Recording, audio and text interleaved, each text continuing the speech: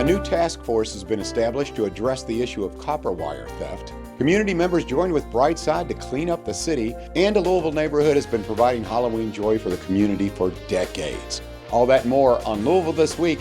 I'm John Ramsey, Director of City Partnerships. During his weekly press briefing, Mayor Greenberg announced the formation of the Disruption of Critical Infrastructure Task Force to focus on the problem of copper wire theft from public facilities and infrastructure. If you've occasionally driven around the city at night, you may wonder why a particular street light is not on. And in many of those cases, the reason they might be dark is because there's been an outbreak of copper wire theft across our city. AT&T is offering a $10,000 reward that leads to the arrest and conviction of any individual who is perpetrating this crime. Transportation Cabinet is offering a $5,000 reward that is in addition to AT&T's reward. Ours is designed for copper theft, but obviously we're all a team here. We want to solve these issues. If you have information about individuals that are committing copper theft in our community, please call 574-LMPD. Brightside held their community-wide cleanup day. Welcome to our trash pickup. This is the last one of the year. Thank you all so much for coming out. This means a lot to everyone who lives in the neighborhood. We're the St. Joseph Area Association. We were founded in 1979, and we just try and do good and clean up our community when we see fit. We're really trying to focus on like plastics and non-biodegradable stuff. I do every one that they have. I pick up regularly in the neighborhood every week, and I think it's part of my civic duty. I enjoy it. Get out there and have fun. We do this 2 to 3 times a year where we clean up all of the streets of the neighborhood. We found some weird stuff so far. Been thinking about doing like a trash bingo. There's definitely lots of trash. I think the biggest thing is keeping the trash out of the catch basins, because if those get really polluted, then we have lots of flooding, and it's just really bad for our street infrastructure as a whole. We wouldn't say trash is good, but this is where we find, a lot of things to pick up, and so it looks better when people are driving by, and the alley's all, nice and clean. For a community, it's really important to know your neighbors and to feel like you belong in a place, and when you feel like you belong, you are more likely to take ownership of it and to clean up trash and just care about what's going on in your community. Basically, we are family. Yeah, now we're all family. We all work together with Hometown Brewing Company and Craft House Pizza. And then Addie is Matt's daughter, and then this is my mom, Barb, and they just come to be a part of the community stuff. Makes you feel good. Look how much better that looks. It's awesome. We can't thank you enough. Yeah, pick up lots of bags. We'll see you soon. Goodwill Industries cut the ribbon on the Louisville Young Adult Opportunity Center. This new facility is one of 12 Goodwill Opportunity Centers across the state. This spot helps connect young people with education, training, mental health support, and so much more. And that's why I have been a proud, dedicated, strong supporter of this program. Providing career resources to young adults, connecting young adults with caring older adults who can help them overcome barriers that they are facing in their life to achieve their career goals, to achieve their personal goals. Joining this young adult program has helped me so much in my life. I can't even tell you, I was at rock bottom at one point when I first joined the program. I was 19 years old. But the biggest part about it is you can run into people that love you and that care about you, and they don't even know where you've been, but they know where you're going, and they could be there, a part of that journey. Far too many people in our community are still growing up in circumstances where they have limited options or where they see their options as limited. And it benefits them, and it benefits all of us and our entire community when we work together in partnership like we are today at the spot to help them understand what their options truly are, so that every child born into this community can pursue whatever their hopes, dreams, and aspirations might be. Everyone deserves that. Every child, every young adult deserves that. And Goodwill, Kentuckiana Works, in partnership with Louisville Metro Government, are here joining today to say that by supporting the spot, we can help our young people achieve their dreams. It was a beautiful day for Bargetown Road cyclovia. Traffic was halted on Bargetown Road between Grinstead Avenue and Douglas Boulevard so people could bike, skate, scooter, and walk without concern. I'm Matthew. I'm Cole. Welcome to Cyclovia.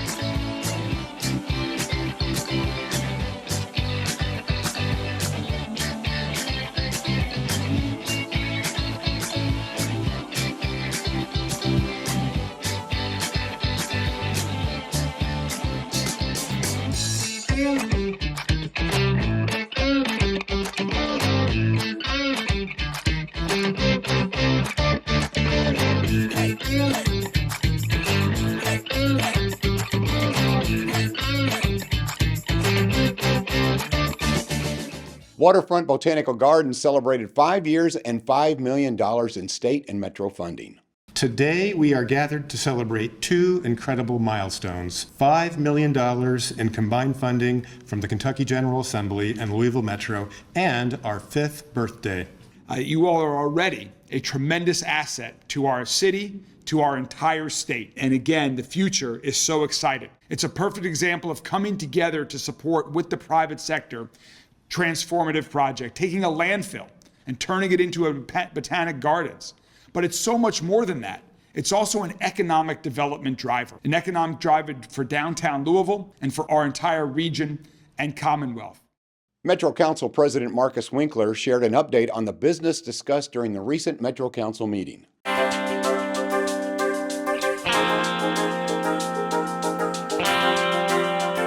Hi, I'm Marcus Winkler, Metro Council President and Representative of District 17. The Metro Council just had a regularly scheduled meeting. Here are some of the highlights. The Council approved an ordinance amending the Louisville Metro Code of Ordinances regulating publicly owned and accessible electric vehicle charging stations. Approved a resolution approving the Louisville Downtown Management District 2025 Budget and Economic Improvement Plan. Approved local incentives to Congo LLC, a management service company that operates consumer packaged goods. The Council accepted funding from the EPA for fence line air monitoring. Approved a contract for custom-built cages to house endangered black-footed ferrets at the Louisville Zoo. It's estimated there are 600 black-footed ferrets in the world, and the Louisville Zoo houses 30 adults. And finally, the Council adopted funding for several neighborhood projects, including flock cameras, Cannons Lane Crosswalk, and Parkland Day. Councilwoman Parrish Wright recognized the District 3 page, Dynasty El Murray. Councilman Owen recognized Sharice Lamaster for her success as a business owner and cancer survivor. Thanks for your interest in your Metro government. You can see all of our meetings live on Louisville Metro TV, Spectrum Channel 184. You can also tune in online at louisvillegky.primegov.com/public/portal.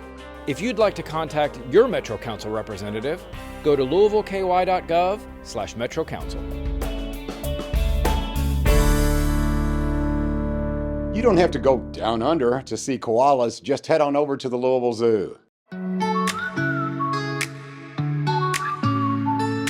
Hi, we're down here in the Australia area, and we are at our very new exhibit, our two koala bears, which you have seen around town, all over billboards and on the radio and on the TV, because they're our summer campaign. So meet Talawi and Daruk, and I'm here with Haley Lindo, one of our keepers, longtime keepers here.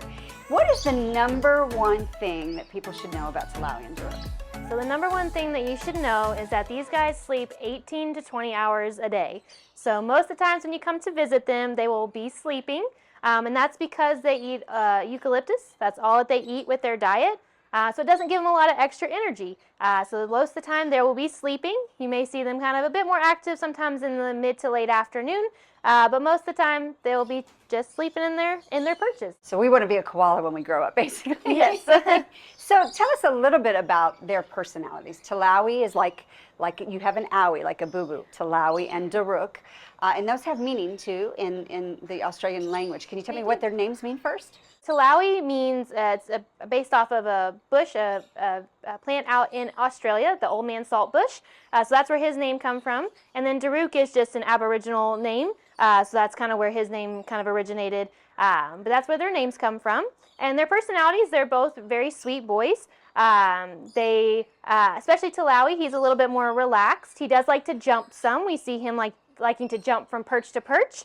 Whereas Daruk likes to stick his legs out when he sleeps. So there's some little unique things about them. And when you're down here at the exhibit in Koala and you're facing the exhibit, Talawi is going to be on your right and Daruk is going to be on your left. That's pretty standard, so that you'll know who is who when you're looking at them. Koalas are marsupials, and I think we all would like a reminder about what a marsupial actually is. So marsupial just means that they've got a pouch. So a lot of times when you think of marsupials, you're going to think of kangaroos, wallabies, possums. But a koala is also a marsupial. A lot of times people say koala bear, but they are not a bear, they are marsupials. The unique fact about them being a marsupial, though, is that their pouch is a little bit different. So whereas a kangaroo pouch opens up, theirs actually faces towards their hind legs and opens out that way. So that's a unique thing to them. Daruk and Talawi are on loan from the Australian government because they're like ambassadors to the States. And we got them from the San Diego Zoo, which has a cooperative program with the Australian government. So they are on long-term loan from us. But tell us, you have to do some fun things to give data back to the Australian government. And one of those things is involving their waste. Yes, so we actually count their poop every day. They have little pellets that come out, and we count those up, and then we weigh them too. So we have a weight versus the number of pellets that they poop every day. And we send that back to them just so that they can monitor their health. It actually gives them a lot of detail as to what's going on in their bodies and how they are eating and what they're doing. So we have to do that for at least 6 months just to make sure that they're doing well and adjusting to their new environment here. You talked about that they eat exclusive eucalyptus and that doesn't give them a lot of energy, and then that's why they sleep a lot. Eucalyptus doesn't grow in Kentucky, so where do we get our eucalyptus, and what kind of varieties are there? Eucalyptus is actually very unique. There's over 600 different species of eucalyptus, which is something very interesting that we learned. We get our eucalyptus twice a week from Arizona. There is a farm out there that boxes it up for us and sends it to us via airplane. So we have to go pick it up from the airport. They will hold our eucalyptus, we'll come pick it up from them, and then we service it here. Eucalyptus can actually turn very toxic very quickly, so it's very important on how we take care of our eucalyptus to make sure we get it to them. Most animals don't eat it because it is toxic, but they can actually taste the toxicity and they know when it gets too toxic for even them, which is a really unique thing. So there's over 600 different species. We get about 8 to 10 species per shipment. That way every bundle that you see in with them is a different species of eucalyptus. They're not eating the same thing every day. So that way it gives them variety in case they may not like one of those species, they can have something different to eat. We like to wrap our segments with talking to the keeper a little bit about how long they've been here and what is the favorite part about your job. So Haley, how long have you been at Glacier Run in general, but how long have you been at the zoo? So I've been in Glacier Run for a little over 2 years, and then I've been at the zoo for over 7 years. I've worked in the commissary, I've worked in our gorilla area. So one of the best parts about the job is obviously the animals. That's why we always come, or why keepers tend to do what we do, is because of the animals, but also educating the people about the animals, seeing someone light up about learning something about our animals. That's one of the best things that you see when you're out here, is teaching them and showing them the animals that you love and having them also grow to love those animals. Remember, Talawi is on the right, Daruk is on the left. You can come hang out with them daily at the Australian area at the zoo. And their keeper talks at 2:45 every day. So come learn more about our 2 new favorite Australians. Students from Indian Trail Elementary School took an educational field trip to Louisville City Hall. We have students from Indian Trail Elementary. He's going to have to check that real quick. That are here to learn a little bit about government. Thank you. There's a seat. Anybody else? They have their own government class at Indian Trail, and they elect the president, the different representatives, and it's pretty much like Metro Council. Legislative would be the Metro Council or the General Assembly, and executive would be like the mayor or the governor. And so we have to all work together to try to help make this city better.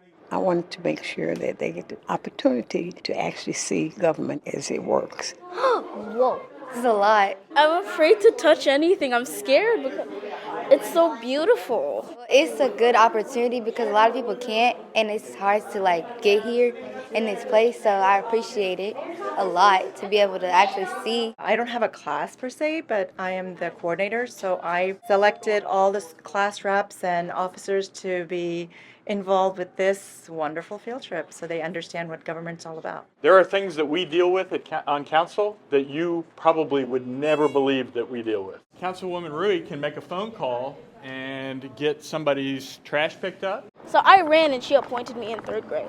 That's why I'm here. They each had to have their classroom constitution, which became the school constitution. Yeah. They did that, so we have a constitution for our school. Thank you. Thank you. You'll see everything. You'll see the roof. You'll see how cool it is. Hello, how are you doing?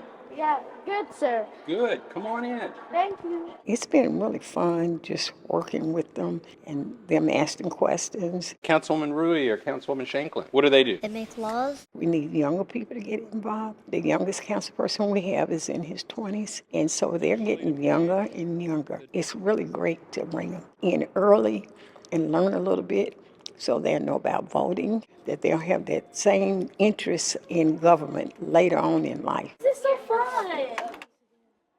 The residents of Hillcrest Avenue have been providing Halloween joy for the community for decades. It's just an amazing thing to get to experience, to see the joy on people's face. When I drive through here all the time, or I walk with my kids, and we look at all this fun Halloween stuff, the first thing that comes to my mind is, wow, that's a lot of work, right? And so you have to be committed to doing it, and they are. There was no pressure, nobody wanted to. In fact, I was not a big fan of decorating for Halloween. It was something that was just like a pain to do. And then we moved in and it was just infectious, and my wife loved to do it, and I got going on this and I kind of fell in love with it. And it's just a thing that we now block off a weekend for and look forward to every year. New York Times bestselling children's author Oliver Jeffers visited the Louisville Free Public Library and read from his latest book, Where to Hide a Star. So in this book, the boy wants an actual star, but he ends up with a starfish. And in this book, it starts off with a starfish and ends up with an actual star. All right. My question is, why did you start making books? Well, I've always liked making art, and I've always liked books. I wasn't a big reader when I was a child. I fell into reading books much later, but I always enjoyed picture books.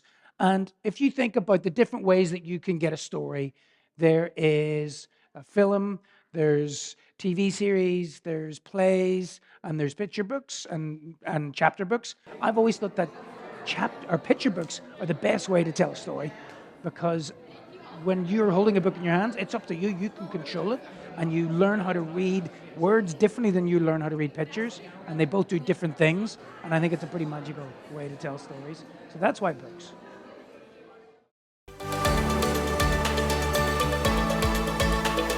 Louisville's tree canopy has been steadily decreasing over the past several years, partly due to climate change or development. It's really important for us to continually be planting trees and also maintaining the large existing trees that are already making up the majority of our canopy. We host many events throughout the city and throughout the year to help promote tree maintenance. Some of those are pruning and pine. We also have mulch days, different planting events, so feel free to check the Urban Forestry website and see if there's any volunteer opportunities that you'd like to participate and learn in.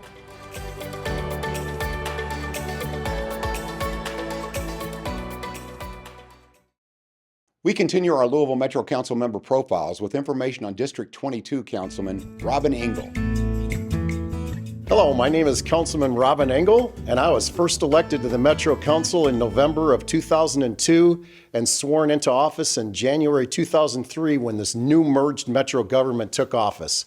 I'm a graduate of the University of Wisconsin-Stevens Point with a Bachelor of Arts in Communication. I have over 36 years of sales experience as a manufacturer sales representative and currently as a senior rep for a redistribution company out of Wisconsin. And I manage the Kentucky, Indianapolis, Cincinnati territory. I'm married to my wife, Dina Akers, who's been a teacher in the Jefferson County Public School System for 3 decades. We have 4 adult children, ages 20 to 30 years old, and we have 4 grandchildren that keep us active quite frequently, and we're longtime members of St. Gabriel Catholic Church in Fern Creek. I currently serve on the Labor and Economic Development, Planning and Zoning, and Public Works Committee for the Metro Council.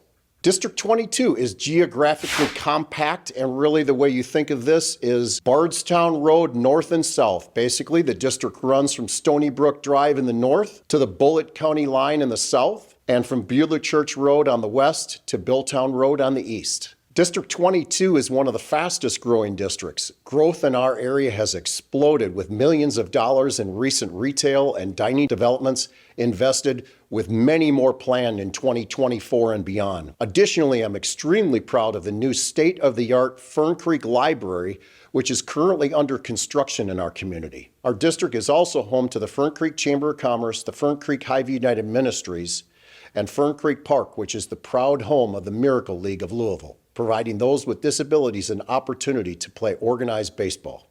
District 22 is also home to one of the greatest new amenities known as the Parklands of Floyd's Fork, where Broad Run Park is located right off of Bardstown Road, and Turkey Run Parks is very near also in the Jeffersontown area.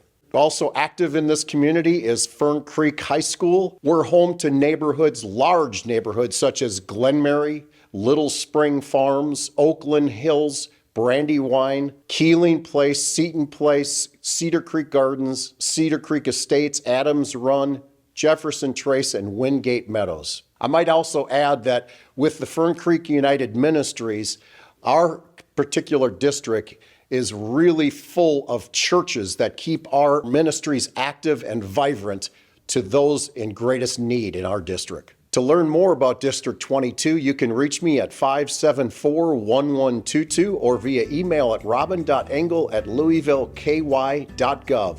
Thank you very much. Look forward to talking to you in the future. Fairdale High School students in the cybersecurity pathway visited Louisville Metro Government's cybersecurity operation recently. Students got a tour of the facilities, learned about jobs in cybersecurity, and saw how Metro Government is keeping its data safe and fighting cybercrime.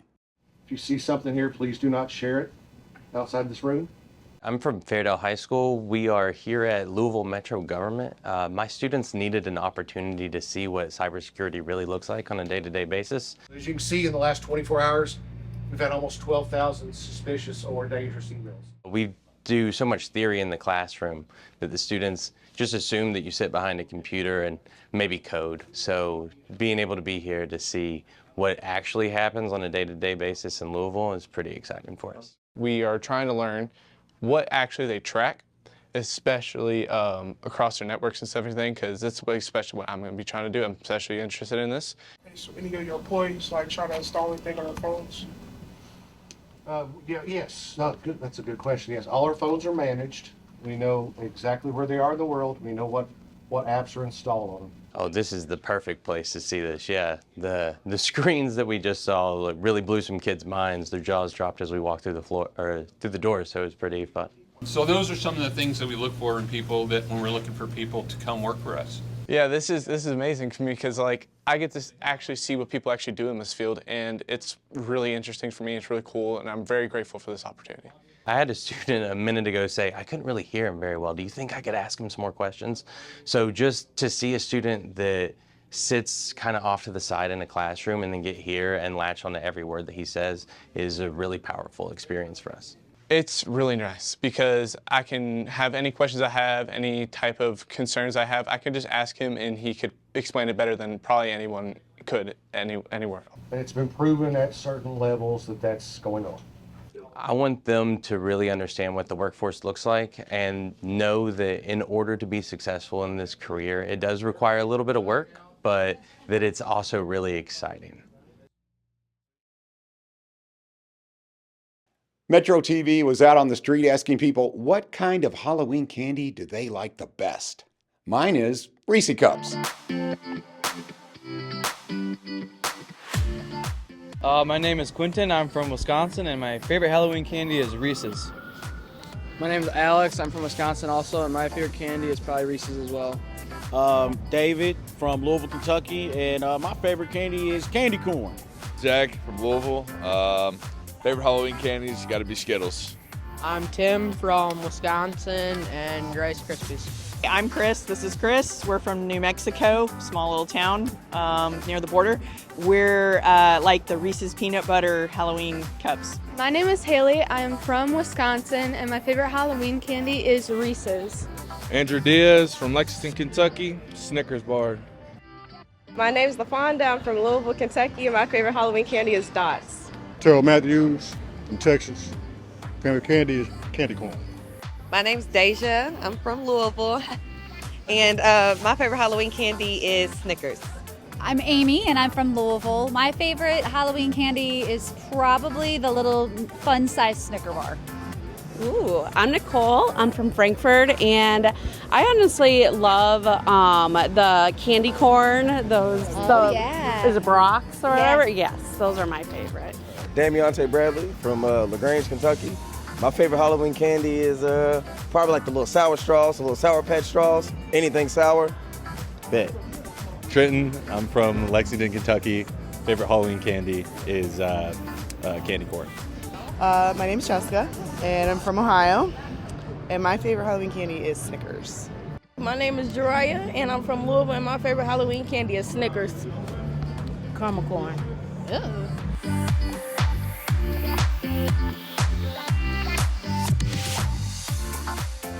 It's Hot Brown Week in Louisville, and Metro TV has visited one business that has made the hot brown their specialty. We travel a lot. My wife and I travel a lot. I build custom cars. That's my hobby. We go city to city, but we go mainly big cities. So we go to Philadelphia, we eat a cheesesteak. We go to Miami, we eat a Cuban. The hot brown come because in Louisville, when you get a hot brown, you go to fancy restaurants mostly. I wanted blue collar people to be able to eat a hot brown. As soon as they get off work, they come in here with their muddy shoes on, get a hot brown, take it home and eat it. Well, this is supposed to be award-winning hot brown. Oh, it's not a Coke brown? The hot brown competition came back because we were contacted by friends of Waterfront, and I'm not gonna lie to you, it was peer pressure. It was the only reason why I entered it. So the first year we lost to wild eggs. We all lost to wild eggs. The brown, the Bristol, myself, 8 Up, a lot of really nice restaurants, and me. We all lost to them. And then last year, I took them all by surprise and come back and beat all of them. I think the hot brown's special because of the sauce. We won't get into too many details, but it's always small batch. We make it 3 or 4 times a day, and it's the gravy, baby. That's all it is. That's all I can tell you. Don't go eat one and think you hate them. Try it again, because you'll be very surprised. We're all a little bit different, and apparently mine's the best. I don't say that. That's just what the public says, but I'm going to agree with them.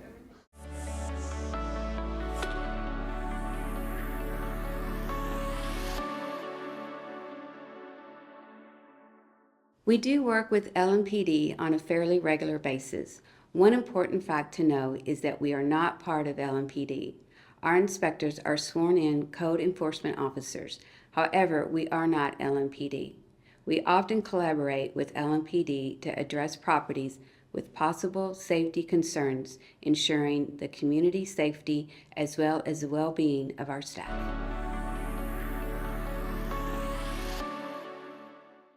Louisville Metro Animal Services needs volunteers and people who are willing to foster dogs and cats. They also have a shelter full of dogs and cats just waiting to become your new best friend.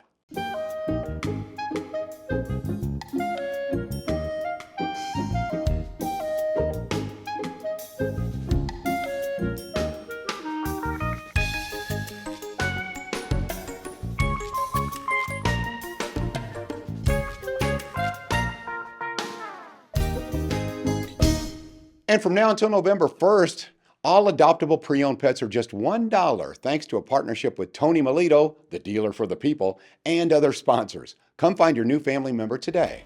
Thank you for watching. Please share Metro TV with your friends and ask them to follow us on Facebook, Instagram, YouTube, or X, and download our Roku, Apple TV, or Amazon Fire TV apps.